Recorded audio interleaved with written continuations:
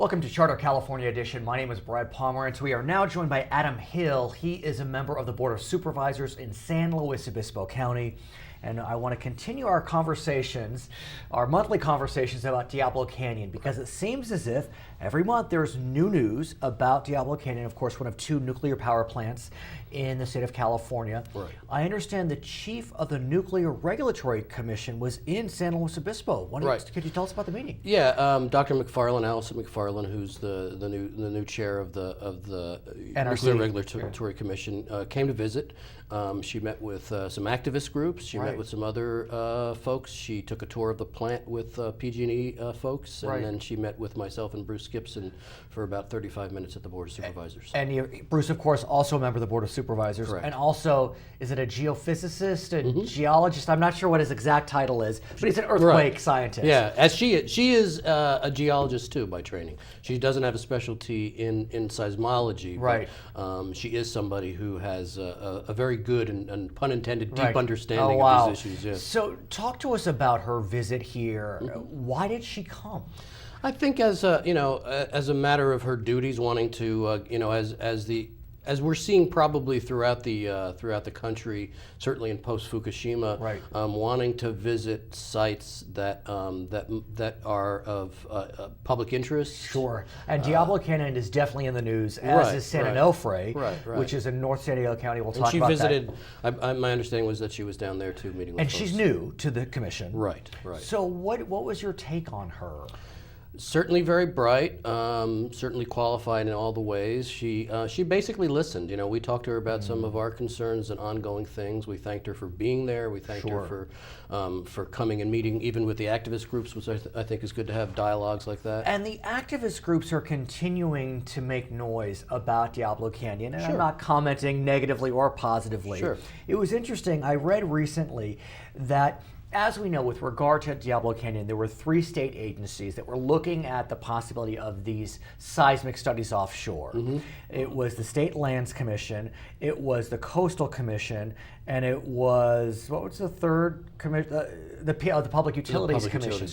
So what some groups are seeking is that they want to take the power away from the State Lands Commission for even low-level decibel studies and give it to the California Coastal Commission, which of course voted in favor of eliminating the studies of the high-level studies. So what's your sense of these moves? Obviously there's a certain amount of politics involved, which is not a way to say that there's anything wrong with it, but there are folks who obviously oppose the seismic testing for their concerns about its effect on sea life, and those are legitimate concerns, and those are concerns I think that the Coastal Commission itself expressed in their pretty strong rejection of the test, of permitting those sorts of tests. And it's interesting you say pretty strong, because that's an understatement. I mean, it was quite remarkable how clear they were on their rejection of the seismic studies. A 10-0 vote.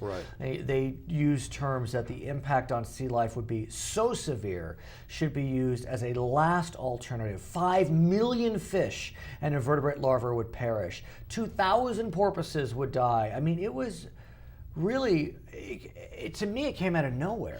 Yeah, I don't think, to be honest, I don't think that that's based in facts. It's all speculation, and it's not speculation that's founded upon any of these kinds of tests that have been conducted in the U.S. I mean, these tests are used mostly by private industry for oil exploration and other such things off the coast of Louisiana and Texas and Alaska. Well, Supervisor, when we come back, I want to speak more about this issue because it is one that's very important. For our viewers on HLN, we thank you for joining us. For our viewers on the California channel, we'll be right back.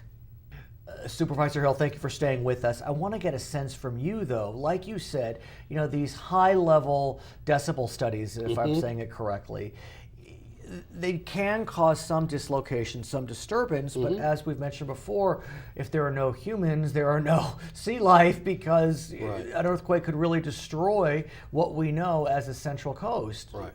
So there's got to be some balance here. I think the concerns about the effect on marine life are valid. I don't know, I do think that they were hyped up a bit, because we're not, you really can't say for a fact what the consequences would be. But would there be an effect on it? Sure. I think that's the case. How dramatic an effect? Are there better ways to design the test? Is there a better vessel to be used? Those were things that we were interested in seeking, but there was a kind of, a total resistance. And I think part of that is this belief that somehow the best thing to do is just to unplug the plant, which from a practical point of view, that's not how I can make decisions. And it's especially not going to happen, in my opinion, Right. in large part because we have another nuclear plant in California that is essentially, it's not essentially, it is offline. Right. San Onofre is offline, and that plant was providing 43% of the state's nuclear energy needs. And it's causing, some grid disruption. I mean, we're getting through it. Right. But where do we go from here on the question of the safety of Diablo Canyon? I mean, I think it's fair to say Diablo Canyon probably would not be built today where it is right now. Probably not. I mean, it's right off the coast. Seawater's being used to cool it. Query whether that's the best idea. And we now know there are two major faults right off the coast. Right. So, where do we go from here? Well, when Chair McFarland came, we expressed to her that we would like to see the NRC do what hasn't been required from them, which is a greater seismic hazard risk assessment. We think that should be something that's not generically looked at, that our seismic hazard risk, that those risks here are different from, say, plants in the Midwest or plants in the East. But so we want to see that looked at in a much more rigorous and area-specific way. In October, I know the NRC came out with a study which said that the shoreline fault would not cause enough disruption to make Diablo Canyon unsafe. That's fine. That's a shoreline fault, but we have this we have this Hosgri fault that is also in question. I mean, it's frustrating. It is, and I think part of it is the process of the NRC, and we were very clear with her too that there's a lot of distrust of the NRC among people and their ability to make independent regulatory decisions truly. Right. Though I think then the other case that they can make, and they have, which is, look, we cracked down on anything we were troubled by with San Onofre, and that has been kept offline. It's not but they're saying it's not as if we're unwilling to take unsafe plants offline. Yeah, there's no doubt. I mean, San Onofre has been offline for over a year now. Right. So I think there's some validity there. But as I expressed to Chair McFarland, I think that in our community, people trust PG&E more than they trust the NRC. Really? That they trust the company to run the plant more safely than they trust the regulatory agency that's supposed to make sure they run it safely. Even in light of the San Bruno calamity in Northern California with the gas lines. I think so. Well, they don't provide gas here. I understand. Well, that's a plus. And because they're such a big, they're our main corporate citizen, and they provide a lot of jobs and a lot of money for the community, and so that's their popularity, I think, continues to be relatively strong. What I've always wondered, though, and I don't know if it's something that the Board of Supervisors could handle, but it would seem that with San Onofre offline, couldn't Diablo Canyon pick up some of the slack? And as a result, create more jobs in this community, or is just Diablo Canyon maxed out? It's putting out as much nuclear power as possible. I think that they try to run it. I mean, they're right now in a refueling outage, where they have a typical maintenance thing, which in the good sense does provide a lot of jobs for about 5 or 6 weeks. Right. Yeah, even that. They'll bring in another 600 people to work. Right. They have the capacity to build another reactor. I don't think that's in their plans. I don't think that's something that anyone else would embrace either, considering the seismic issues. Right, but literally they are at max capacity. I don't know that they could. I haven't checked. I don't know that there's much more capacity that they could run. The good news is the state hasn't needed it as desperately as it did, say, a decade ago, because of the number of energy efficiency measures that have been undertaken in every kind of practice, from just consumers to home building and buildings. So there's the peak demand isn't as stressful on the grid as it has been. Yeah. His name is Adam Hale, member of the Board of Supervisors in San Luis Obispo County. When we come back, we'll be speaking with Debbie Arnold, a colleague of Mr. Hill's, about a new Veterans Court for those veterans coming home from the Middle East. I'm Brad Pomerance. We'll be right back on Charter California Edition.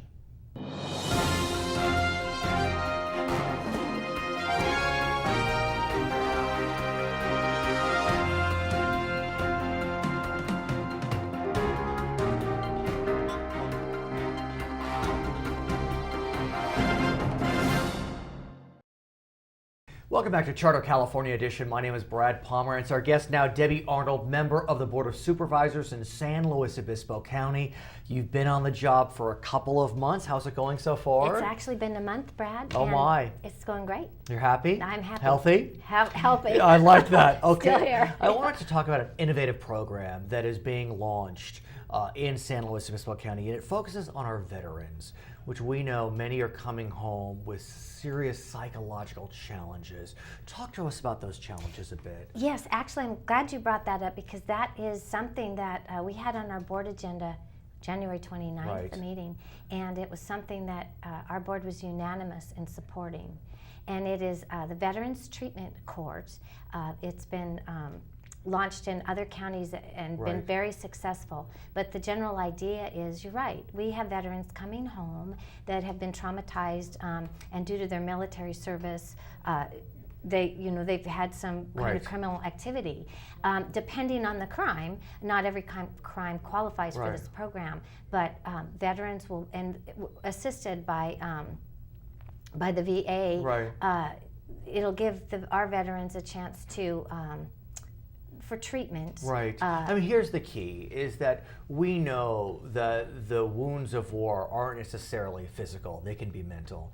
And as a result, sometimes those mental ailments can cause certain criminal actions. And so what this program is doing, launched in Buffalo, as I understand, is just trying to help these men and women avoid incarceration when it may be that they just need some psychological treatment. They need some help or some services that the county can provide. Again, these are men and women that have served us overseas, and they're coming home and they're having difficulty. Mm-hmm. So as a board, we were very proud to support this, look into this. Dana Cummings is the county's Veterans Right. Services Director, and he's brought this forward.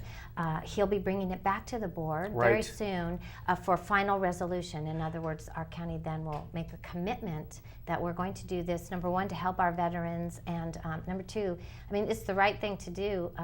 We've got issues, our jails are overcrowded. Right, and I want to talk about that as well. But what's so interesting about the program is it's not just post-traumatic stress syndrome that can impact these veterans. They could have a traumatic brain injury. There could be other traumas as a result of activities that occurred in the theater. It could be sexual trauma. It could be whatever it may be. And so our superior courts, I mean, they do a great job, but they just may not have the expertise in these areas. That's exactly my understanding. The program is very successful because you bring in experts, Right. and they're experts in dealing with these kinds of There will problematic. be actually someone from the Veterans Administration, the Federal Veterans Administration, that will be there as a consultant. Correct. To work on the challenges that each case may present. I mean, I don't know if I mentioned this to you, but I have a family member who's returned from the Middle East theater, and he's just not doing well. I mean, it's psychological. It's not physical wounds. And, fortunately the VA is starting to be there for him. So I get it.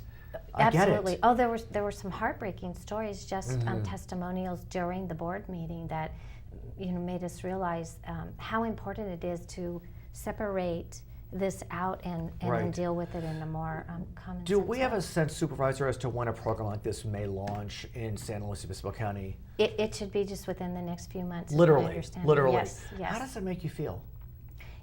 That These you are can the do kinds of things that you Right. want to do. Exactly. That's the reason you run for office, is to make a difference in a good, Right. good way. And this is just I'm just excited to be part When of we it. come back, I want to talk more about this program. Also talk about the challenges facing the county as it relates to realignment, which this program may help. Her name is Debbie Arnold. For our viewers on HLN, we thank you for joining us. For our other viewers on the California channel, we'll be right back. So, Supervisor Arnold, I want to talk more about the issue of prison realignment. I know that you've recently become a member of the board, so you're just kind of getting up and running on these issues. But how do you believe a program like this may ease the burdens of the prison realignment program, which of course is requiring counties to accept the lower level offenders into its local county jails instead of sending them to state prison? Well, and actually, you're right. Of course, in almost every government arena now, cost is a factor. If we can treat our criminals, and especially our vets. I mean, Right. we need to take care of our vets when they come home, but we can treatment instead of incarceration.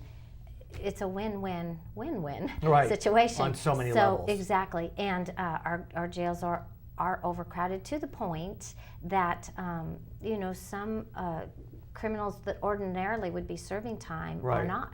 And is that happening? I've spoken with a lot of supervisors in different counties. I've spoken with sheriffs, I've spoken with DAs. And in some counties, they're managing a little bit easier as it relates to prison realignment. Others are really suffering under the weight of this onslaught. How is this county doing, San Luis Obispo County? I think our sheriff and our city police chiefs are doing well. Like we often say Right. in this county, our crime rate isn't what it is in some other counties Right. in the state. So we seem to be coping with the situation. But I know there are some members from Central California, a little farther north from San Luis Obispo County and east. They are concerned that the smaller counties like Fresno, like San Luis Obispo, may be being, I guess I'll use the word cheated, as it relates to realignment dollars, where they're not getting the proper percentages because the big urban counties are able to kind of muscle their way through this. Are you seeing that here yet? Do you know? I mean, I know it's still a new process. It's a new process, and I think the reports that we're getting to date are that we're handling it, we're figuring Right. it out, we're doing what we need to do, but in so many of the state mandated programs, Right. That happens to rural counties. It's true. We were just talking about some issues the other day that, when you think about there are 3 populated counties in this state Right. that on any given issue can make up a 55% and vote for things that Literally. that we may not Right. have any advantage Right. here in San Luis Obispo County, but yet we have But to it go is along. interesting because I was looking at this bill that's sponsored, I think it's by Senator Michael Rubio, who doesn't represent this county, but next door, I believe.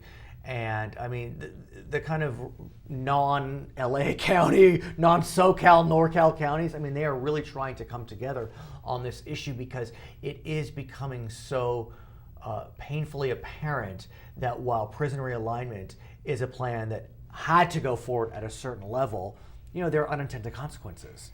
Absolutely. And those consequences can result in dire ramifications. Let's go back to the Veterans Court, if Yes, I may, because yes. I know you're so very excited about it. How is it that this was brought to you?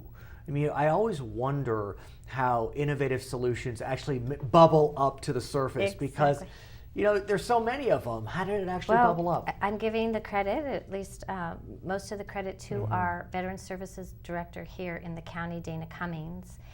He does a fabulous job, and he recognized this program as something that, that our county might be interested in supporting, and something that would help his veterans. So, have you spoken with any veterans about this yet? Have you had a chance? Actually, there were several veterans and several men and women that were, presently serving in some capacity in the military that spoke to us during the hearing. And what did you hear? What they say? Oh, everything from, we really need this. This is why. This is the right thing to do. This is how we can better care for our veterans when they're coming home. Right. To a parent that was had a similar story to your family Right. member, and just saying, We don't know what to do.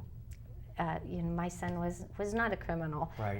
A fine, upstanding citizen when he Right. left, and he's come home a bit broken, and we need help. And that's what this. Well, I'm glad that this county is looking to help our veterans because Absolutely. they serve us. Oh my gosh, yes. And we are so thankful for what they're doing. Her name is Debbie Arnold. She is a member of the Board of Supervisors in San Luis Obispo County. When we come back, we'll be speaking with Jan Marx. She is the mayor of San Luis Obispo. I'm Brad Pomerance. We'll be right back on Charter California Edition.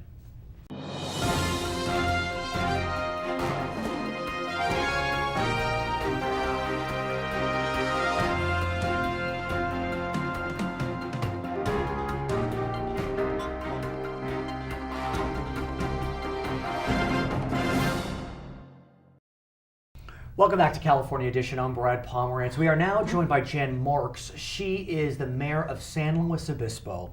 And ma'am, as often happens, there will be a vacancy on a city council. Right. In some cities, the charters will state specifically what is to happen. In others, they may not. Here in San Luis Obispo, where we are today, I believe your charter, it does not directly indicate what should happen as a result of a vacancy. As we may know, Andrew Carter is stepping down to become the city manager of Guadalupe in North Santa Barbara County. What Right. does the San Luis Obispo charter say? Section 406 provides that the city council, the remaining city council members, shall appoint someone to fill out the rest of the term or call a special election. So you have a choice. And yes, and it's what it says actually is that if they cannot agree Ah. on a candidate, then they would have a special election. So that there's really two ways to go. So can you not agree? Um, I mean, do you have to not agree to have a special election? You can vote to go right to a special You can. election You without can. trying to agree. Interesting. So in the past, we've had vacancies before. Right. And in the past, at least in recent memory, the decision has been made to appoint. Right. For example, Dan Carpenter was appointed, is that right? Right. He was appointed when I ran for mayor midterm of my city council term. So I had a 4-year term. Right. After 2 years, I ran for mayor, and then when I won, The seat became available. My seat was vacated, and he was appointed. And that recently happened in Atascadero.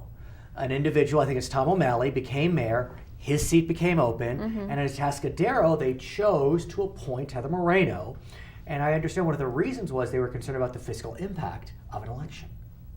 Right. Well, that actually just happened in Grover Beach as well. And they have decided to appoint. Right. What is happening in San Luis Obispo? Well, we have the same issues. It's going to, except we're a larger city, so it'll probably cost somewhere between $60,000 and $80,000 to do an election. It will be an all mail-in election. So the vote by decision mail. was not to appoint. The decision was not to appoint. Now, tell us about how that came about, because I'll be honest with you, I did not expect that. I mean, I expected that it would be a decision that we would appoint and then that person would run in 2 years. Well, how it happened is that we had a city council meeting and we had about 20 people testify, and I think about 18 of them said that we should appoint in order to save money, Right. in order to expedite the business of the city, and that there were lots of viable candidates. Many of them were suggesting that the person who was the runner-up to John Ashbaugh, And that was? Jeff Aranguena. Right. And he's a teacher of special ed in San Luis Got it. Obispo. They were saying that he should be elected. And that's what happened with Dan appointed. Carpenter.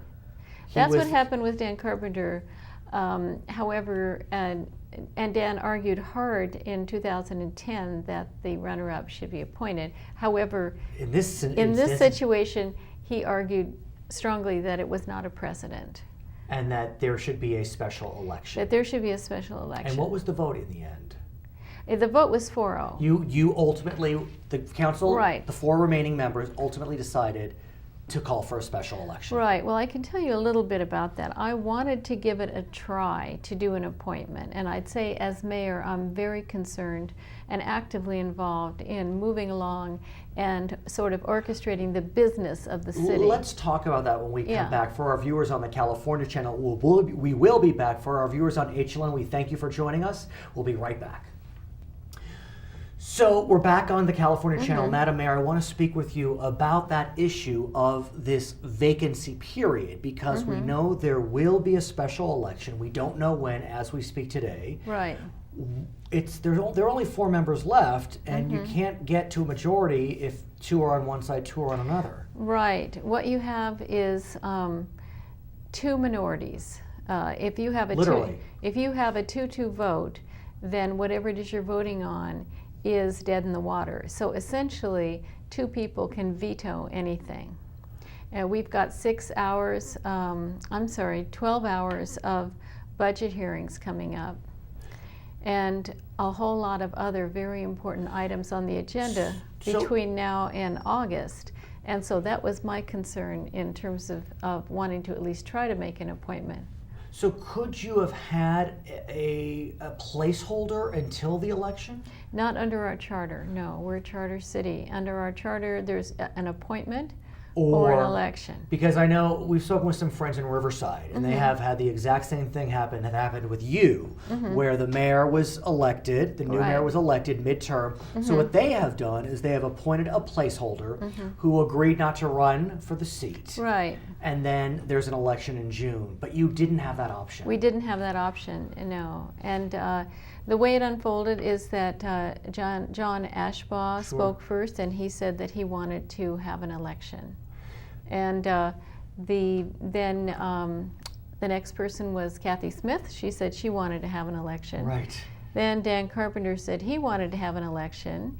And before I took the vote, I said, okay, if we are contemplating doing this, and that I just want to say this means we all four remaining must be dedicated to the proposition that we are going to have to be somewhat flexible, Right. compromise at times in order to move forward the business of the But city. let's be honest, Mayor. I mean, when I look at the four that are left, I mean, I can already envision the 2-2 splits. I mean, you know, I know you're all friends, but I mean, I've seen the 3-2 splits before. Right. And one of the three is now leaving. And so, Right. I mean, this is a significant city on the Central Coast. Right. Well, actually, Andrew Carter and I often were the two out of the three, and then the third person would be either John or true. Kathy or That's true, Dan. yeah. So it wasn't exactly, it was a shifting. Oh, so that's shifting. a good sign, arguably. Yeah, no, that's good. And so, you know, it's not as hard and fast as that. And much of our business, frankly, is quite routine. But could you implore Mr. Carter to stay on until the election, or would that throw off the election? He needs to leave with enough time to set up an election. His date of resignation is the date that triggers the election. So he can't stay on. Right. It's an incredibly complicated scenario. Theoretically, he could run for office if he wanted to get reelected, theoretically. Right. But I don't think he's going to do that. I think he's made a decision that he wants to let go of his responsibility with the city and go to the city of Guadalupe. I mean, it's a big job, no doubt, being a city manager. What do you think about that whole notion of, and look, Andrew's been very out front about his views, that it's very difficult to maintain a full-time job and also be a city council member in a city the size of San Luis Obispo.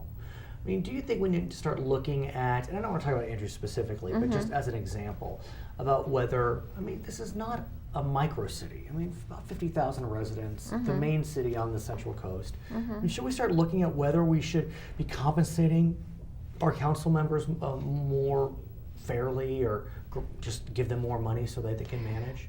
Well, backing up a bit, I do want to say that many city council members have worked full-time in demanding professions and also served well on the city council. Yes. I had my own law practice for 6 years while I was on the city council.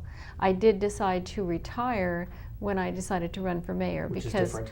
being on city council, running for mayor at the same time is a pretty Right. strenuous thing. But here's the challenge, and I don't want to corner you. In terms of the money, in terms of the money thing, it has always been really a form of public service, and it's been very much like a volunteer job with an honorarium. It's not a salary. If you didn't have medical insurance or retirement, then you could get that kind of benefit from being on city council. So there's that. But I use my husband's medical insurance, so I'm not.